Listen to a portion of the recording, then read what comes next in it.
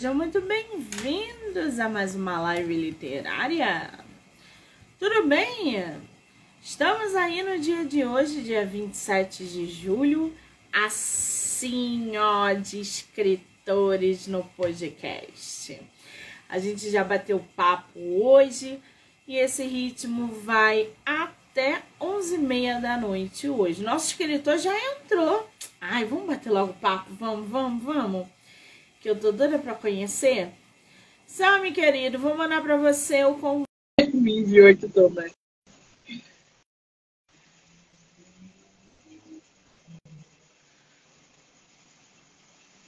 Olá, tudo bem? Bem, boa tarde. Seja muito bem-vindo, querido. Obrigado. É um prazer estar com vocês, com nossos telespectadores, digamos assim.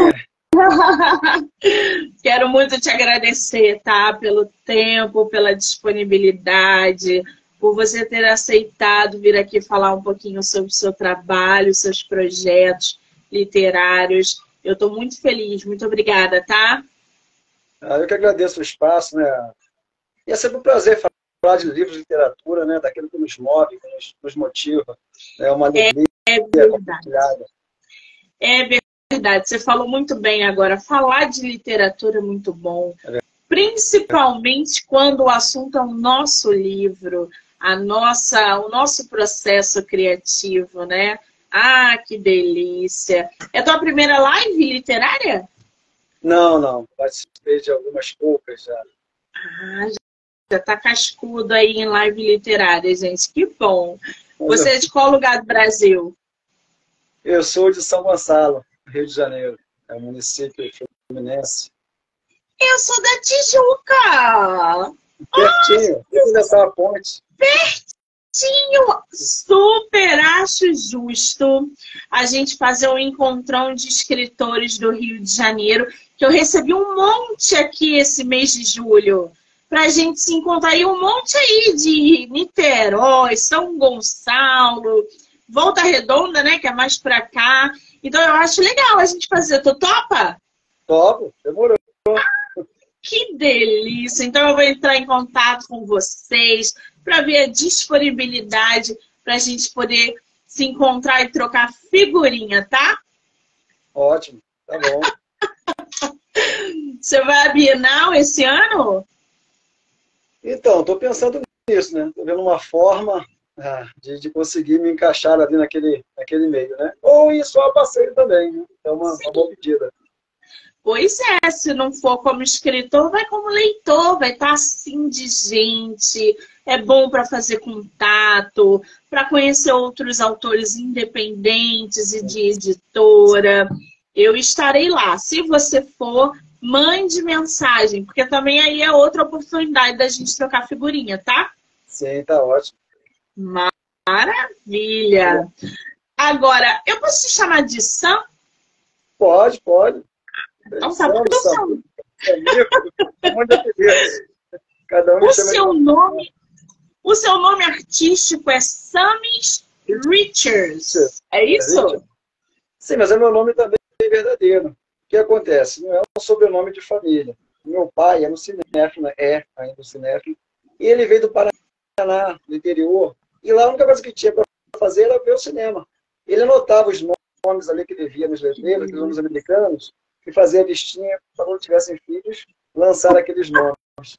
E assim surgiu esse nome, sabe? Richard. E tem Silva, tem o Silva também, né? Então eu já nasci com o nome artístico. Verdade.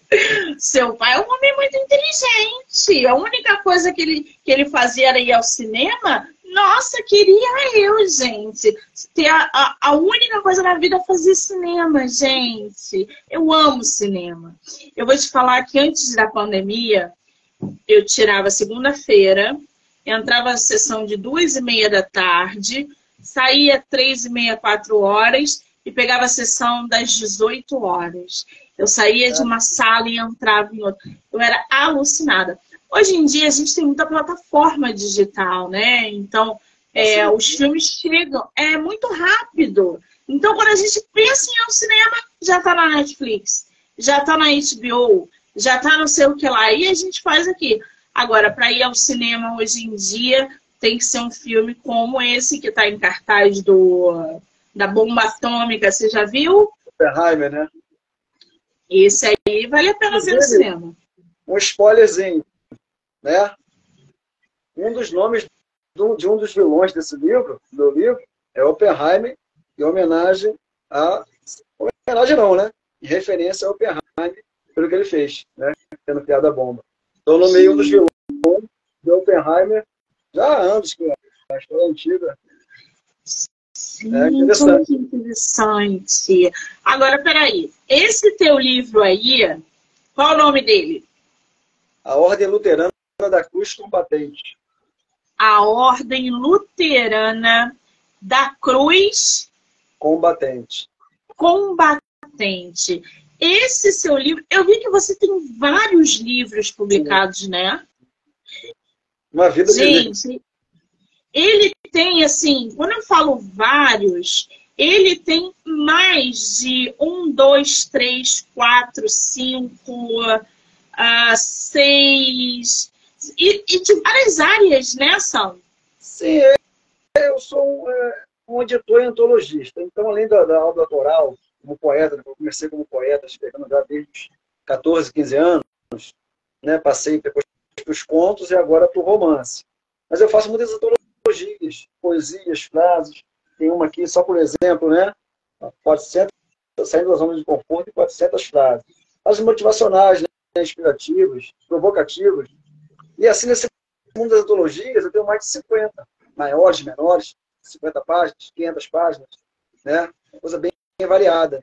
Eu sou uma editora sem CNPJ, com um homem só. Agora, eu tô vendo aqui que tem um que se chama Saindo da Zona de Conforto em 200 Frases. Ou seja, você reuniu ali, fez uma coleção de 200 frases e é o livro 5. É isso? Sim, tem essa coleção de livros de frases na Amazon, né? E-books. E esse impresso aqui é onde eu reuni o Saindo da Zona de Conforto 1 e 2, né? Por isso que aqui são 400 frases. Um livro impresso, está disponível na Wiclap. Quem quiser adquirir, né? Uma dica de presente muito bom, né? E tem lá 200 frases sobre o amor, 200 sobre a esperança, a amizade, paz, né? Prêmio Nobel de Literatura em 200 frases. Eu peguei uma frase de cada ganhador do Prêmio Nobel de Literatura, do primeiro até 2022. Uma frase de cada um. E tem lá um e-book na Amazon. Né? A pessoa diz, nunca li nada desse autor. Impossível. Li uma frase de cada um. Está resolvendo muita gente. É uma estratégia excelente. Adorei essa ideia. E você tem um também que se chama O Pequeno Livro dos Mortos, que é um conto, não é isso? Esse livro aqui, ó. Esse livro foi a minha estreia. Segura mais um pouquinho. A minha estreia no mundo da ficção, digamos assim, né? Foi um livro lançado em 2015, reúne aqui uns 19, 20 contos, né? E várias temáticas. Tem conto de terror, tem um conto de ficção científica, tem ali o violência urbana, né? Uma área que muito me atrai também. E foi a minha estreia, né? Na ficção, digamos assim. Inclusive, esse romance é da mesma época. A história surgiu logo assim que eu concluí esse livro que publiquei, de forma independente, surgiu a ideia do romance. E esse livro, o impresso está esgotado. Quem quiser adquirir, está lá na Amazon também, né? De graça, para quem tem o Kindle Online, né? Pode ler de graça lá, não vai se arrepender. É verdade. Bem diferente. Eu estou aqui com ele na minha frente agora. Você falou que esse foi a tua estreia aí na ficção e que você publicou ele em 2015, né? Quer dizer, a gente está em 2023, já tem uma trajetória imensa. Você já deve ter percebido que o mercado editorial sofreu transformações, tanto por parte de editora, quanto por publicação, já que hoje os escritores podem fazer uma publicação independente, como você optou. Como é que você vem acompanhando essas mudanças como escritor, né? Principalmente independente no cenário atual do Brasil? Olha, são mudanças positivas. Você, como outros escritores, deve saber muito bem como é difícil você conseguir entrar, né, se inserir ali no mercado editorial pela via da grande editora, até da média editora, né? Acontece muitas vezes que a editora quer que você tenha um aporte ali financeiro que vai sair mais caro do que se você fizer por sua conta, né? Então a editora está ali só para te enganar, não é bem a palavra, né? Quase isso. Chama de eufemismo aí, né? Então, quer dizer, é muito difícil você conseguir entrar nesse mercado. Então, quanto mais plataformas, formas de pessoas se autopublicarem, isso é melhor, né? Eu tenho a facilidade que eu edito, eu faço a capa, eu diagramo. Então, eu tenho grande facilidade nisso, sempre tive, né? Isso me poupa trabalho, me poupa tempo, me poupa recursos, né? Que são escassos. E tem essa facilidade. Por exemplo, o caso da Wiclap, né? Ela trabalha como o clube de autores, né? Eu comecei a escrever com esse livro aqui, foi mais um teste, né? Inclusive, o romance também está lá impresso, disponível no Wiclap, né? Tem um e-book na Amazon, também para leitura gratuita do assinante. Tem impresso comigo, eu fiz uma pequena tiragem, e tem no Wiclap. Então, o sistema da Wiclap é bem interessante, né? Porque você pode publicar, vender, né? De um em um, sob demanda, sem muita dificuldade, sem muita burocracia. Isso facilitou, isso enriquece a literatura, né? Isso ajuda a sair daquela coisa da panelinha. Você deve saber muito bem também que literatura, infelizmente, é panelinha. Desde a Academia Francesa, quando ela nasceu, né? Nasceu com a panelinha, panela, e panela, e panela, e panela, e assim a literatura, né?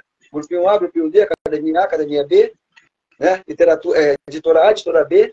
Então, para você conseguir romper essa muralha, não é fácil, né? O autor independente, ele passa um sufoco, um seu perrengue.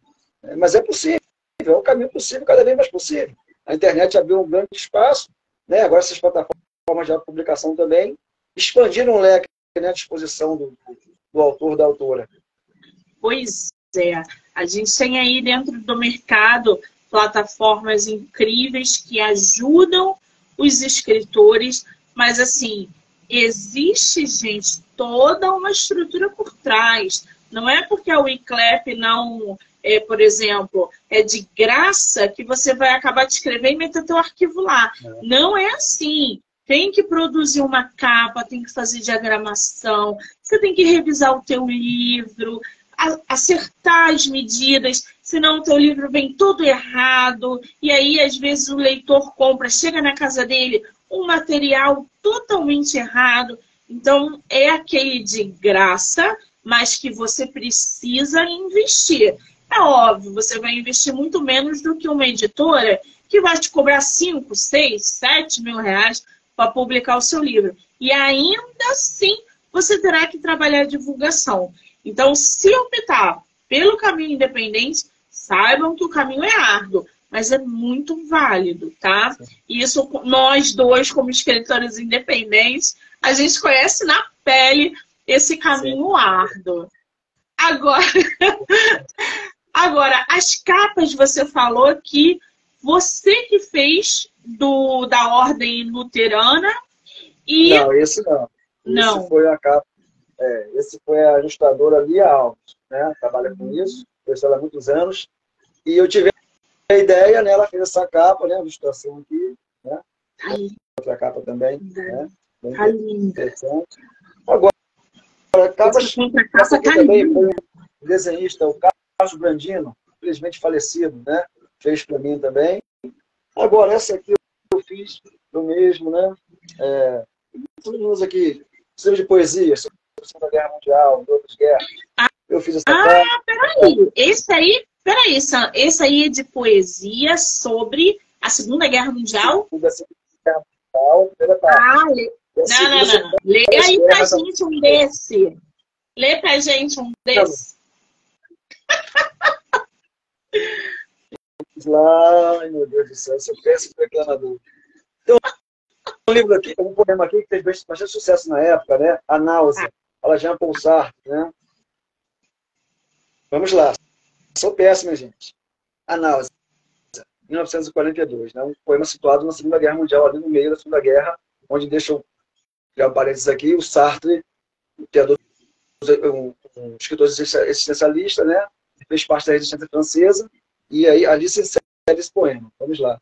Num espelho encardido afixado, numa moldura Luís XIV, vislumbro em seco recorte o meu vazio e vazio do meu quarto, encardido. Este charuto, este rosto cansado e míope, é em conjão pulsar uma semana sem Simone, sem notícias, sem concluir uma página sequer, sorvendo a maresia nauseante de tudo o absurdo, este, o todo, absorto em resistir, em construir um sentido, dentro de uma Europa, um quarto frio. A guerra freme, mas me talha esta sensação de que o tempo, inábil, esculpe os homens em tédio, tentando forçar uma neutralidade artificial, que não existe, não pode existir. Estamos aqui, um triálogo entre o absurdo e o ego e a morte monologal. Hoje, ao descer para buscar a correspondência, vi a filhinha do casal ao lado, os marroquinos. As crianças não costumam sorrir, mas havia um sorriso constante e teimoso sempre no rosto dela, sempre, como algo vermelho rompendo uma muralha. Por um instante, naquele momento do buquê, eu vi cores caudalosas latejarem nesta semana cinzenta. É isso. É um livro. Sabe por que eu pedi para você? Cristão, né? Momentos difíceis que eu passei na minha vida, bem difícil, né? Bem bad mesmo. Eu transferi os sentimentos de forma de poesia, né? E usei as guerras como pano de fundo. Eu gostei muito de história, né? Usei a Segunda Guerra Mundial, que você me interessou, tem até uma antologia de poemas sobre a Segunda Guerra, a única em língua portuguesa, né? Que eu editei, está de graça na internet, só dá um Google, a Segunda Guerra Mundial, antologia poética, né? Vários autores que participaram do conflito. E, enfim, o tema sempre me motivou. E aí veio esse livro, né? Um dos poemas aqui faz parte até de um curta-metragem premiado, Jadzer, com Laura Cardoso, artista famosa, né? Um dos poemas aqui, raro, é usado nos diálogos, né? A diretora me pediu e usou no diálogo nesse curta-metragem Jadzer, bastante premiado, de 2020 ou 2021, se eu não me engano. Embora esse livro seja de 2012, né? É bem cascudo já também.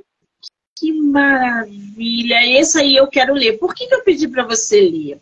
Primeiro, porque eu adoro assuntos voltados para Primeira e Segunda Guerra. E eu, coincidentemente, comecei essa semana a trilogia da Primeira Guerra Mundial. Ó.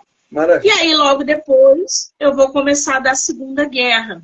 E eu já li muitos livros sobre a Segunda Guerra Mundial e tal. E é um assunto que eu recomendo, assim, leiam, gente. Explorem essa época da humanidade, porque é rica em conhecimento, em informação e gera material para vocês também produzirem, como aconteceu com o nosso escritor. Olha que maravilha. É uma fonte quase infinita. Poucos dias eu publiquei um conto, A Adaga de Kali, na internet, né? Passado também na Segunda Guerra, usando um palco pouco explorado que foi a Birmânia, né? Burma, hoje é Mianmar. A guerra lá foi severa, cruel. Lama, mato, malária, né? Japoneses contra ingleses, indianos, birmaneses. Esse conto meio de terror, metafísico, é ambientado também na Segunda Guerra, lá nessa parte do planeta, né? Mianmar. Maravilha. Esse aí você pode separar para mim autografado, tá? Tá, tá avisada. Tá. Quem quiser também, né? Tem um impresso comigo, pode mandar um direct. Tem pela Clube de Autores, a primeira edição. Essa aqui é a edição revista e ampliada. Tem mais poemas, mais textos. Ela pelo Clube de Autores. E tem o e-book, essa primeira edição também é gratuita. Essa é a segunda edição ampliada. A primeira edição também, quem der um Google, baixa de graça. Qual é o teu Instagram para o pessoal que quiser pedir com você? Sames.reacher. Você escreve no comentário aqui pra gente? Sim, tem o Sames Reachers, que foi clonado. Clonado, foi hackeado e eu abandonei. E tem esse, o segundo. Tomando uma costa aqui, calma aí. Ai, Sames, gente, eu adoro isso. Aí, ó. Né? Pois, não, mas não se preocupem, porque eu vou marcar o autor no final da live, tá? Ninguém vai perder o escritor assim, não. Agora, Sam, me fala uma coisa. Tem um livro teu aqui que você mostrou ainda há pouco, né? Que é a Ordem Luterana da Cruz Combatente. Eu já adorei esse nome. Esse livro fala sobre o quê? Esse livro é basicamente um livro de ação, né? A história começa com a tomada dos tesouros de Jerusalém, por Nabucodonosor, né? Jerusalém, lá, o templo judeu lá, foi saqueado por Nabucodonosor. Ele levou vários artefatos, né? Onde sumiu a Arca da Aliança, né? Já gerou muita ficção também sobre isso. E duas pedras que eram usadas para adivinhação pelo sumo sacerdote, o Urim e o Tumim. Eram pedras que ele usava aquela pedra para consultar a Deus. Deus dizia sim ou não através daquelas pedras. Ninguém sabe como. Acendendo, apagando, ninguém sabe. É um mistério. Ele levou tudo. Então eu pego esse gancho para, sem dar muito spoiler, ele tenta fazer algo com essa pedra que não dá certo e gera um efeito colateral, né? Ele acaba espalhando essas pedras pelo mundo, com medo delas, os fragmentos delas, né? E esses fragmentos concedem um poder incrível para o ser humano. O poder é esse. Um ser humano, de posse dessa pedra, ela tem uma afinidade com a pessoa, né? Ela escolhe a pessoa. Um fragmento desse, ele consegue se fundir a um anjo, a um demônio. Um demônio é um anjo caído, né? Da mesma forma. Ele consegue se fundir por 7 minutos apenas, gerando uma nova criatura. Não é uma incorporação, uma fusão, corpo com corpo, né? Eu chamo essa criatura de Solem. Cria esse personagem assim da mitologia, digamos, né? Introduzo na mitologia fantástica esse personagem, o Solem, né? Fazendo o Golem, que é aquele monstro judaico da mitologia judaica, como juntava barro, fazia um monstro com barro virgem. Então eu criei esse Solem, que é essa fusão do homem com o anjo, em 7 minutos, que forma uma criatura monstruosa, uma máquina de combate, né? Esse, por exemplo, é um Solem. Aqui também é um Solem, né? E o que acontece? Aí tudo bem, né? O século espaço chega a ser Lutero. Daí a ordem luterana. Martinho Lutero descobre toda essa trama, né? Escarafabética, absurda. Não acredita, mas depois acaba engolindo ele, de roldão, aquela trama toda. Ele resolve agir, né? Ele contata Erasmo de Roterdã, um sábio da época, contata um e outro, e não sabe o que fazer com aquilo, consegue capturar alguns fragmentos de textos em acadiano, né? Consegue ter um traduza e entende o que está acontecendo, o poder daquelas pedras. E sabendo que já existem pessoas correndo atrás dessas pedras, uma ordem secreta, maligna, né? Tentando recorrer a esse poder a dominar o mundo, de certa forma, ele resolve fundar uma ordem secreta também. Né? Ele vê necessário, encontra a vontade dele, em fundar essa ordem secreta. E aí já salta, o livro vai até o capítulo 10, narrando essa história toda, né? Uma pegada bem capa e espada, batalhas nas ruas, entendeu? Toda a minha infância, eu lendo Alexandre Dumas, né? Os Seis Mosqueteiros, O Prisioneiro de Zenda, acho que é Anthony Hopkins, não sei. Toda aquela coisa da capa e espada, né? Que me ajudou a me formar quando eu era criança. Eu tentei trazer essa primeira parte do romance.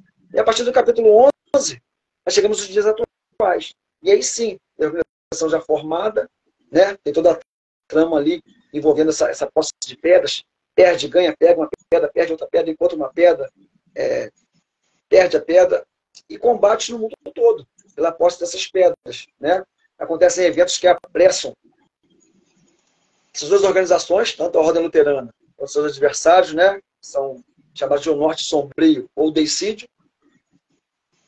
E o confronto é terrível no mundo todo. Dubai, Lisboa, Nova York, Ilha da Sicília, Ilha de Creta, né? E o livro é uma duologia. Então esse é o primeiro, certo? É uma duologia, vai ter a continuação. E é isso. Né? Você já está produzindo a continuação? Sim, sim. Já tem previsão de lançamento? Não, previsão não. Gente, a gente chama de esqueleto, né? Tem um esqueleto. Porque, tá no esqueleto. Monique, é uma obra de cosmovisão cristã, né? Mas não é proselitista. Não é uma obra que não quer converter ninguém. Não é isso. Né?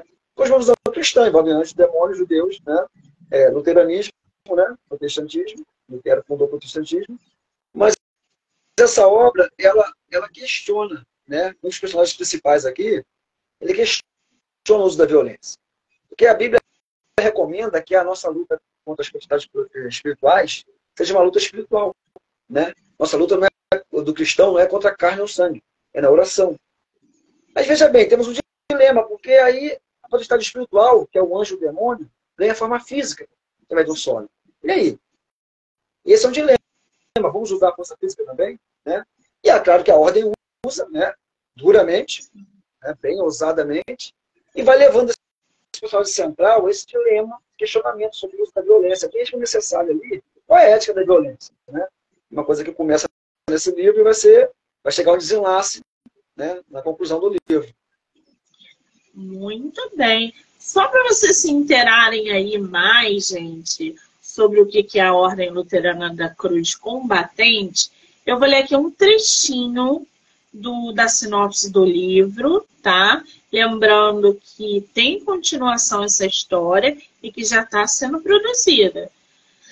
A tomada de Jerusalém e dos tesouros do templo por Nabucodonosor, acho que eu falei certo, em 597 a.C., liberou inadvertidamente sobre a terra um poder sobrenatural, um poder capaz de mobilizar de uma forma jamais vista a homens, anjos e demônios e decidir os destinos do mundo.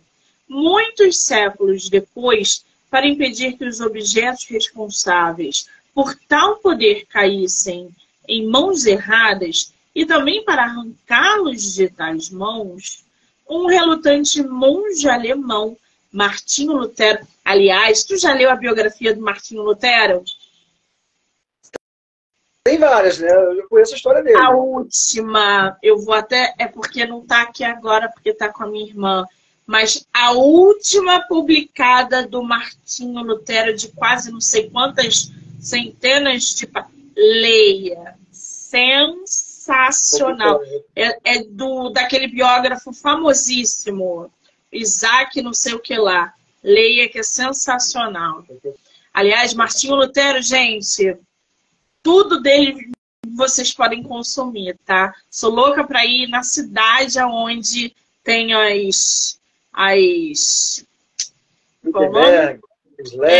sou louca para visitar aquele lugar.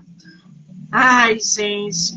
Bom, cadê? Martinho Lutero se viu obrigado a fundar uma organização secreta, uma ordem combatente cuja guerra de vida e morte, então iniciada, se estende pelos 4 cantos da Terra e até os dias atuais. Eu vou ter que ler todos os seus livros, então. Muito bem. Boa sorte. É bastante coisa, mas beleza, ótimo. Não, esse aqui eu vou ter que ler. Esse aqui você lançou em 2023, não foi? Lancei a coisa de um mês, mais ou menos. Embora a história surgiu em 2015, né, na minha mente. O que acontece? Eu fui protelando, né? Como falei, eu sou editor, faço antologias, então sempre fui protelando, mexi um pouquinho em gaveta, gaveta. Aí na pandemia eu falei, bom, isso tem que sair. Está muito tempo entalado. E aí eu dei um gás forte também, mas não publiquei, deixei na gaveta de novo. E agora esse ano, eu falei, não tem que sair esse ano. Fiz as últimas leituras, né, que é bem cansativo, os arremates finais ali, e publiquei, né? Bastante atraso, mas... Maravilha, agora. Fala, pode falar. Você é romancista também, né? O romance é uma coisa de fôlego, dá muito trabalho, você tem que reler, tem o ponto sul, né? Tem que se pôr no lugar do leitor. Mas não é fácil, não.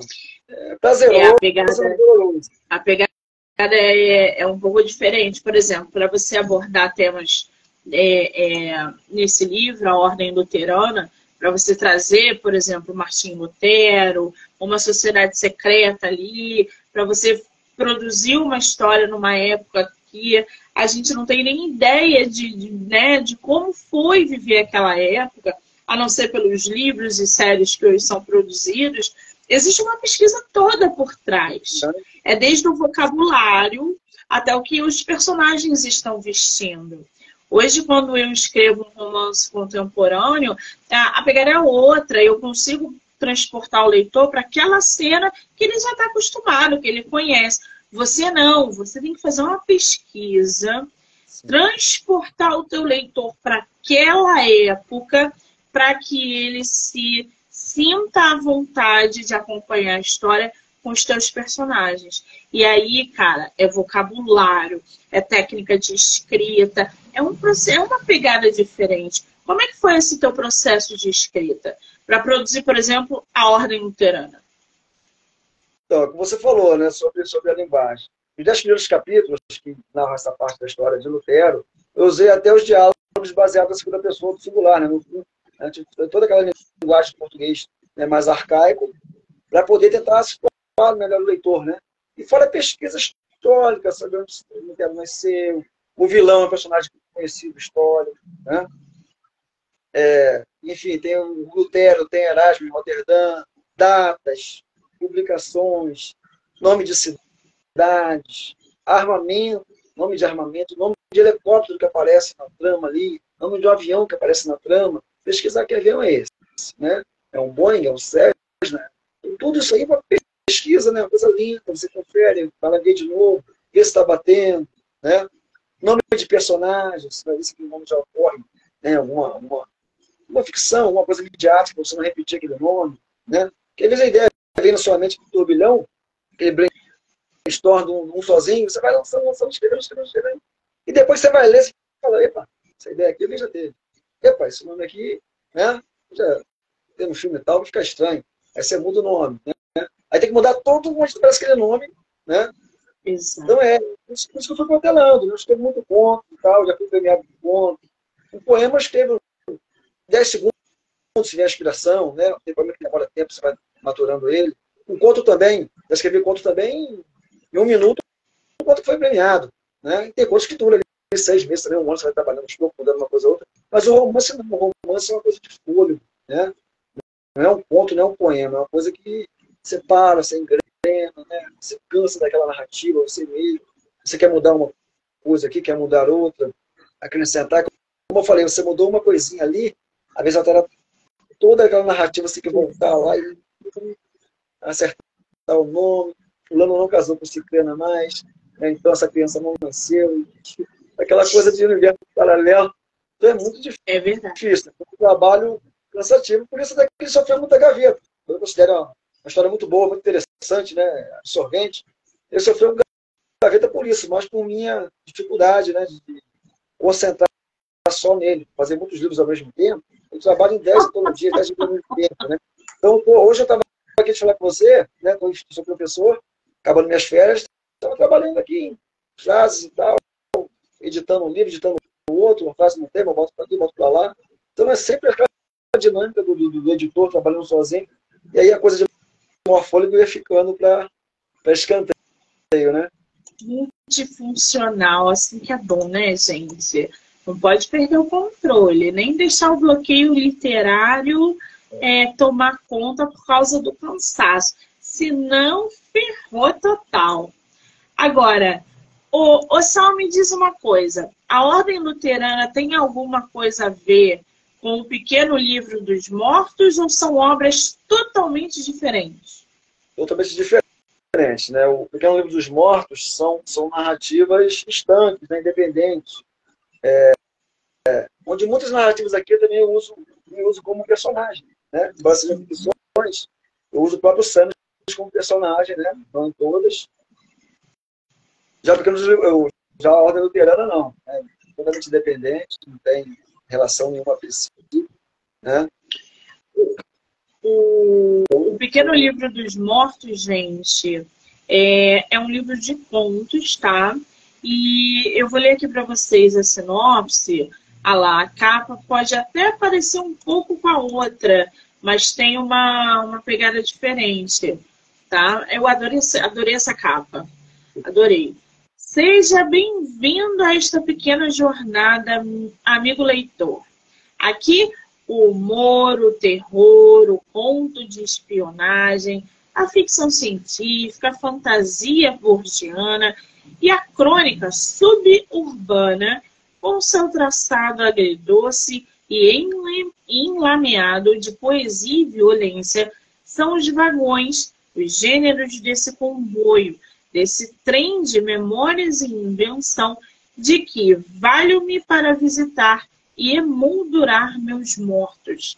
Ficção e realidade interpenetradas, perdição e redenção, amalgamadas num caudal de cores de inusitada composição, para falar dos muitos mortos que perdi e ganhei, amigos e não amigos, reais e imaginários, e suas mortes físicas, mas algumas vezes também espirituais.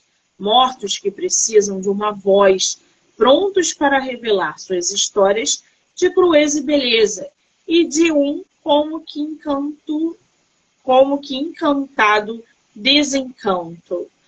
Muito bem. Esse teu livro foi já em 2017. Ele é curtinho, né? Ele tem 88 páginas. Sim, sim, embora seja de 16 por 23, né, um tamanho grande, são aqui no impresso 93 páginas. Uma coisa que eu não citei, né? Por que o Pequeno Livro dos Mortos? São histórias independentes, variadas do humor, violência urbana, espionagem, né? Tem aqui o nome de Lutero, Igreja Luterana de Istambul, é o nome de um conto, né? O agente secreto brasileiro se envolve no embaraço lá em Istambul. Enfim, mas todos aqui morrem de uma forma ou outra, né? Esse conto que você mencionou, lê pra gente. O conto inteiro é muito grande. Pode ser só um trecinho. Vamos lá, deixa eu achar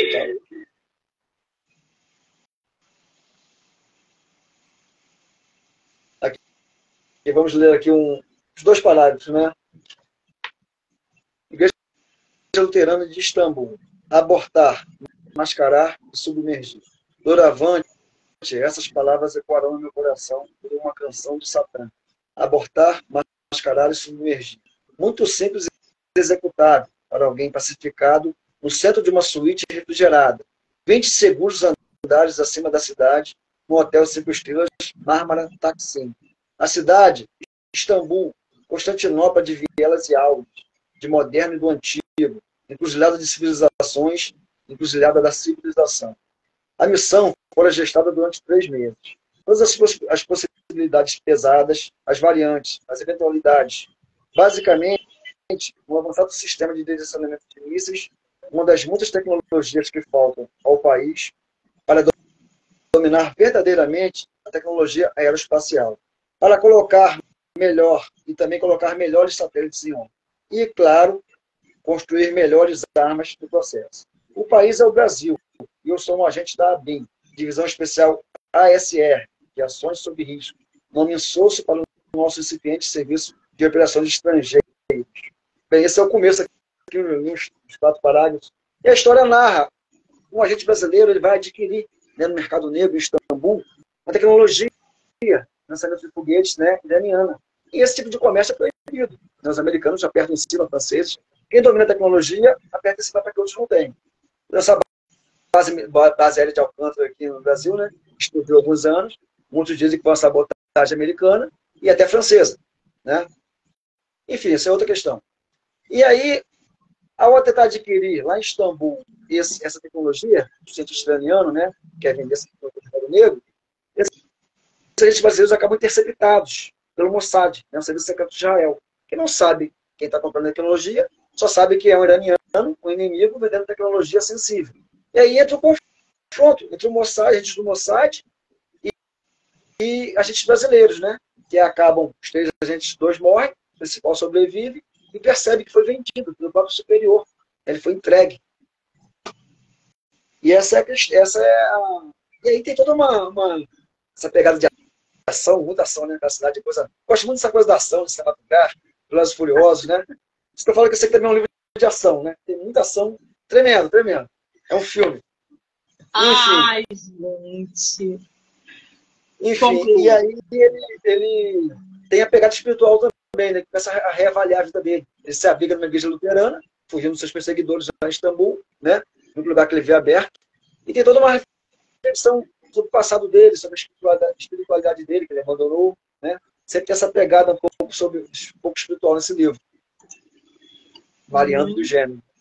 Tudo bem. Agora, escrever um conto Um conto não. Produzir um livro de contos também é bem diferente de você fazer, por exemplo, uma trilogia, uma duologia, uma saga. Você ali nessa duologia, você não pode deixar os pontos soltos para que no segundo volume o teu leitor não fique perdido. Como é que você vem construindo essa história para que no segundo volume você encaixe tudo, para que você leve o seu leitor para um final digno da história que você está produzindo? Você tem alguma técnica? Você usa algum artifício para levar o seu leitor para o primeiro volume ao mesmo tempo que joga ele nesse segundo volume? Como é que você usa essa dinâmica? Como é que faz? Olha, não é fácil, né? Não é fácil. Eu, particularmente, trabalho pelo seguinte, né? Os pontos-chave, eu tento criar uma lista, como eu trabalho com muitas coisas, dessas dificuldades. Um escritor que só tem aquela obra, aquele ofício, aquela narrativa, ele é mais tranquilo. Como eu mexo com muita coisa ao mesmo tempo, né? Fora do dia a dia, eu trabalho, eu tenho que manter uma certa ordem, senão, como você falou, a mente, né? Nem eu entendo como eu consigo manter o foco, mas eu mantenho. Então, eu crio uma listagem ali, por exemplo, os principais, né? É só, fulano casou com ciclano, fulano está em tal lugar, fulano, né, nome tal, relacionado com tal. Todo o esqueleto ali, os personagens da trama, para mim não me perder, né? Não errar um nome, não errar uma data, não errar um evento, né? Que venha não se encaixar com o que aconteceu no primeiro livro, né?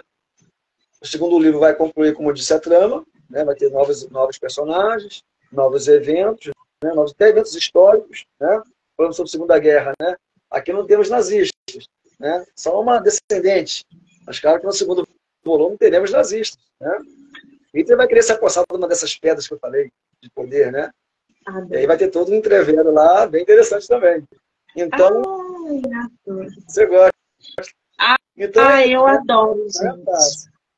Agora, o conto, Sam, também não é fácil. Você envolver o teu leitor num texto, numa história é limitada. Você, no máximo, tem 2 páginas ali. Você pegar o teu leitor e envolver ele, desenvolver a trama, dar um plot twist. Cara, como é que funciona essa dinâmica com o conto? Não é fácil. Não é fácil, Monique. Eu sinto mais liberdade com o conto, eu sinto mais à vontade. Eu tenho esse livro que eu publiquei em 2015, mas já tenho mais de 40 contos prontos, né? Só não publiquei ainda um novo livro de contos, já quase 200 páginas, pelas prioridades, né, antes dele. Também, né, cada ano eu tento publicar uma obra, para não ficar muito também pesado para mim. Né? E também a cabeça, né? Tempo. Então, já tenho esses 40 contos prontos. Ano que vem, eu creio que vai sair um novo livro de contos. Cada conto é uma história estanque, né? Em particular. Sim. Tem a sua pegada, tem o seu, né? O seu elan ali, o seu mistério. E, como eu falei, às vezes o conto já nasce pronto, né? Aquela narrativa pronta. Às vezes uma frase te leva a um ponto, às vezes você força a barra. O escritor, eu acredito que você força a barra, você fala, estou escrevendo todo dia, qualquer um escreve. Né? Eu escrevo, mas eu não gosto. Né? Eu não vivo disso. Então, eu não me forço a escrever. Eu tenho que escrever hoje. Né? Para quando o escritor profissional, que depende disso, tem que escrever. Né? O cara que escreve crônica, tem nada para escrever, ele olha para a mosca, escreve uma crônica sobre a mosca. Né? Copo de café. Vive disso. O cara vai fazer o quê? Você está pedindo a conta, o jornal está pedindo a crônica, o cara tem que dar conta, né? Tem que comer. É verdade. Então, eu gosto de trabalhar com inspiração. Né?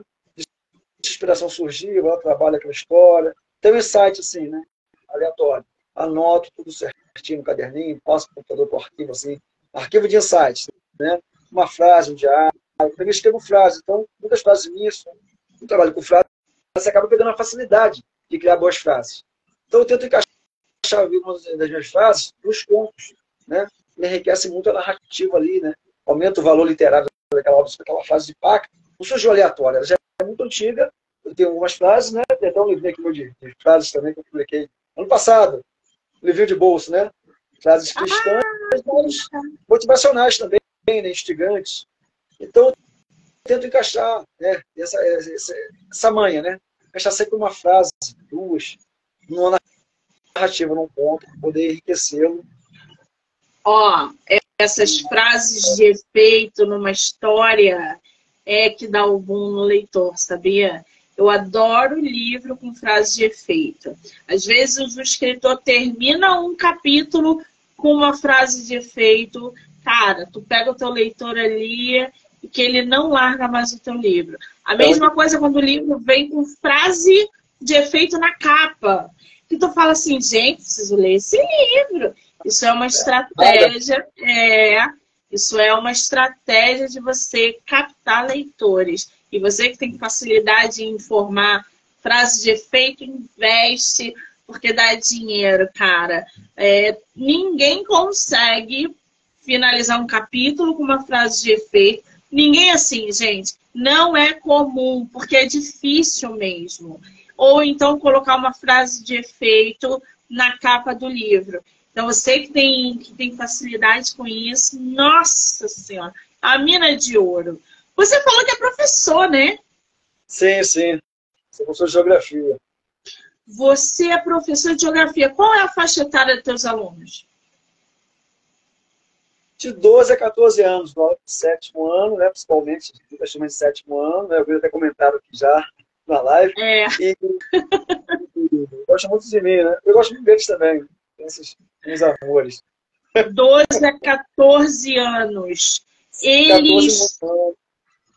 Tu vê que eles consomem livro? Você vê que eles leem, seja digital, físico? Eles têm esse interesse? Como é que tu vê isso? Olha, uma minoria. Eu dou aula em dois municípios diferentes, né? Para dois públicos diferentes, né? Até em termos de faixa financeira. Pouco, né? Bota ali 10%, 15% são leitores assim, esporádicos. Tem aquele 5% que é leitor, né?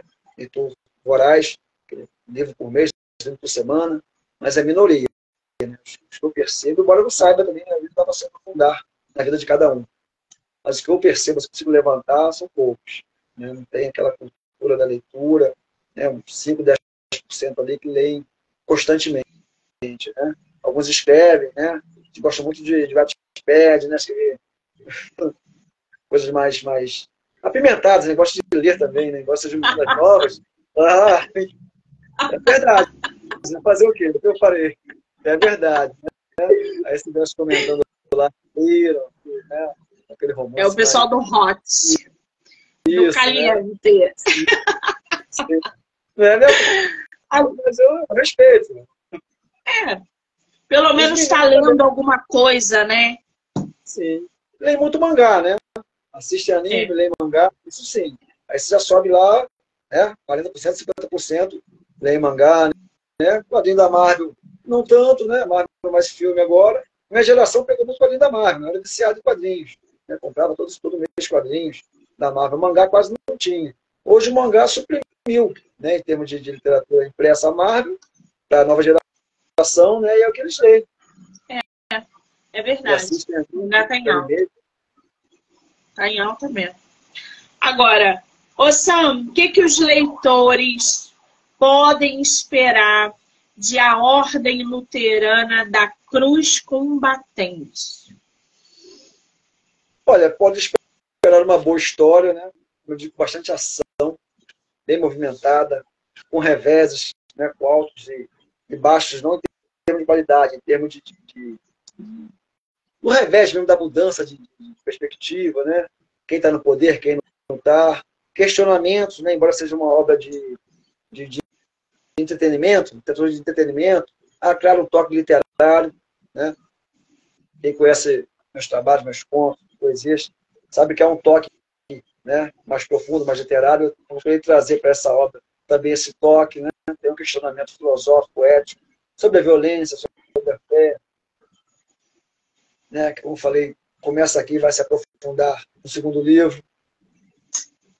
Enfim, engajamento, uma trama que te engaja, que te prende, você quer ler o próximo capítulo, são capítulos curtos, 2 páginas, 3, 4 cada capítulo, né? São 49 capítulos, 50, um livro de 288 páginas, né? O impresso. São capítulos curtos que o leitor vai ter aquela leitura dinâmica, pode ler em qualquer lugar, não é aquela coisa maçante, né? Enfadonha. Muito intercalar bem. também capítulos de explicação sobre a trama que é complexa, capítulos de ação, né? Diálogo, explicação, ação, né? Para não ficar também aquela coisa muito enfadonha, né? O leitor se cansar, né? A parte mais explicativa da obra. Muito bem. Eu vou, já está aqui no meu Kindle separado, porque eu quero muito, muito, muito ler essa obra. E não só, né, gente, por esse título, por essa capa, mas também pelo que o Sam vem trazendo aí. Uma outra época, Martinho Lutero, sabe? Uma temática diferente que a gente não vê muita gente explorar. Então, eu acho importante a gente conhecer um pouco de história também.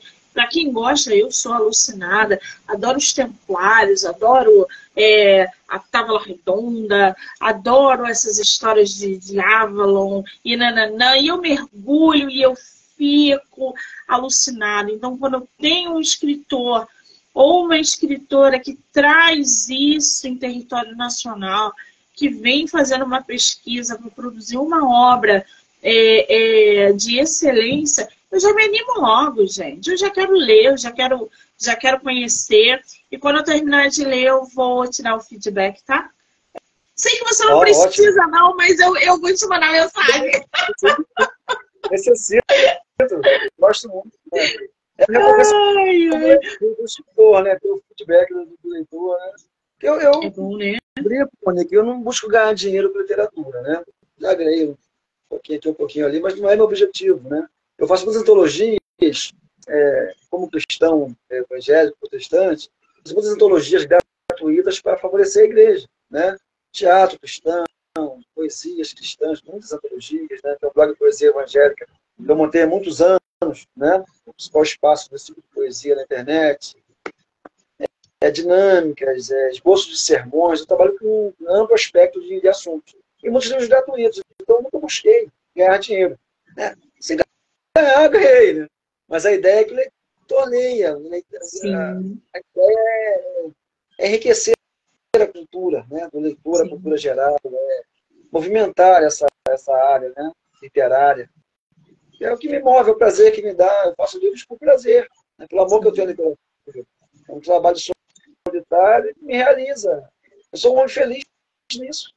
Posso estar de férias, estar à toa, vou fazer aquele negócio assim, não me cansa, não me estressa, não me... Entendeu? Eu nasci para isso, digamos assim. É um chamado. Exatamente. A gente não, pelo menos aqui no Brasil, a gente não escreve para ganhar dinheiro. A gente escreve realmente para ser lido. E é por isso que a gente...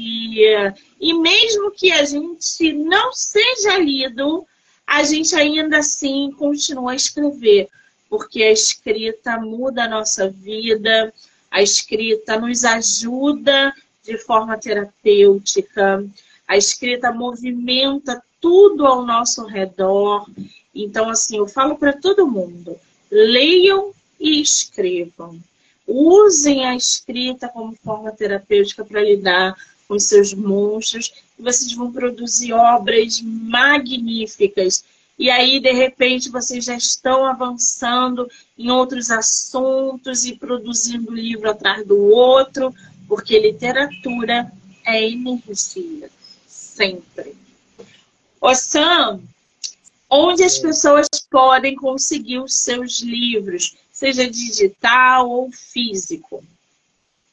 Olha, os livros... tem livros pagos na Amazon, né? Pode dar um Google lá, tem esse aqui lá, né? Tá bem baratinho, e quem for assinante é de graça. Na Wicleve também tem impresso. Minhas antologias, tem muitas na Amazon também. No Google Play também, livros, a pré-história do Google. Tem muitos livros meus lá, a maioria é gratuito, né? E a pessoa deu um Google com o meu nome, vai achar lá essas antologias que eu falei, né? Essas quase 50, mais de 50. De graça, download de graça. Combatendo o estresse, 150 citações. Tem lá as melhores frases sobre o perdão, né? Livros edificantes, que enriquece a pessoa de graça, né? Não só livros religiosos. Tem antologia, como eu falei, sobre a Segunda Guerra Mundial. Uma obra única em língua portuguesa. Né? Todo dia sobre a árvore, poemas sobre a árvore, imensa, de graça na internet. É um universo. Deu um Google, aparece. Coloca meu nome no Google lá. E os livros de contos, só na Amazon. Esse aqui está esgotado impresso, né? Porque no livro dos monstros na Amazon. O romance, como eu falei, Felipe Amazon. Poesia, que também Cartas e Retornos. Tem impresso comigo. Né? Quem quiser pode estar contato comigo. Foi em 2021 que eu publiquei. Os poemas aqui, muitos premiados em concursos, publicados em grandes revistas literárias, né? Me deu muito prazer, muito retorno. Cartas e Retornos, de poesia. E também o download gratuito. Inclusive no meu próprio Instagram, a pessoa clica lá na bio, vai estar lá o meu Linktree lá, né? Aí clicou no link da minha bio, vai abrir lá embaixo todos os livros, lugares onde eu escrevo, né? Jornal daqui, escrito, Recanto das Letras, minhas frases também, né?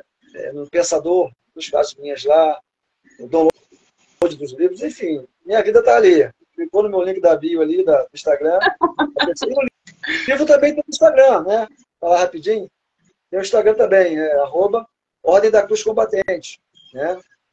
Mais especial para esse livro, para essa narrativa. Vou marcar, então, o Instagram do nosso escritor e o do livro, que aí vocês podem acompanhar simultaneamente. Lembrando que eu vou botar o Sam como colaborador, para que vocês também possam assistir no feed do Instagram dele e no meu, Monique MM18. A entrevista vai para todas as plataformas do podcast, Spotify, Anchor, Amazon Music e canal do YouTube, do Livro Não Me Livro. Então já corre lá, já segue o nosso escritor, já se inscreve no canal para vocês não perderem as entrevistas. Sam, querido, que maravilha ter você no meu projeto no mês de julho. Foi perfeito fazer essa live com você. Você é agradabilíssimo, tem conteúdo, bagagem literária. Muito obrigada. Estou muito feliz, querido. Sucesso. Volte sempre que você quiser. Beleza, Mônica. Eu agradeço também esse espaço, né, que você proporciona para os escritores, para a cultura. Né? Você é uma pessoa muito simpática, também muito amável, né? Muito expansiva. Né? É uma casa. Você tinha em casa falando com você, falando contigo. Né? Eu agradeço aos leitores, né? Os leitores, os espectadores, né, que assistiram essa live, vão assistir ainda, ou ouvir. Né? É um prazer. E é isso, né? Estamos aí nas redes, estamos trabalhando muito por amor à literatura. Quero agradecer a todo mundo que entrou, que saiu, que ficou aqui com a gente, dizer que hoje tem live até 11h30 da noite. E eu volto já já. Sam, beijo, querido. Obrigada. Valeu, galera. Um abraço.